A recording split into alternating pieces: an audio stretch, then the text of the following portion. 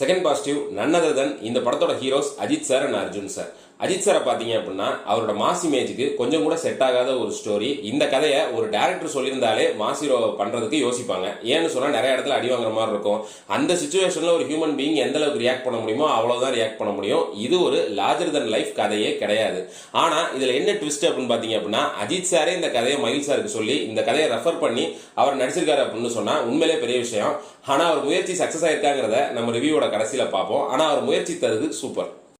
தென் Arjun sir அவரோட ஸ்வாகு, action, பெர்ஃபார்மன்ஸ்னு இதுக்கெல்லாம் தீனி போடுற படமா இது இருக்கான்னு கேட்டா ரைட்டிங் லெவல்ல அந்த அளவு கிடையாது தான். ஆனா இந்த மாதிரி கதையில கூட தன்னோட பங்களிப்பை சிறந்த முறையில வெளிப்படுத்தியிருக்காரு. ஏகப்பட்ட இடங்கள்ல தியேட்டர்ல விசில் வாங்குறது அர்ஜுன் சார் தான். தேர்ட் பாசிட்டிவ் அனிருத் அவர்களுடைய இசை சொல்லவே தேவையில்லை. பிஜிஎம்லாம் புகுந்து விளையாடி இருக்காப்ல. இந்த படத்துக்கு உயிர் கொடுத்திருக்காருன்னு சொன்னாலும் மிகையாகாது. இந்த படத்துக்கு உயிரை கொடுத்து வேலை செஞ்சிருக்காருன்னு சொன்னாலும் மிகையாகாது.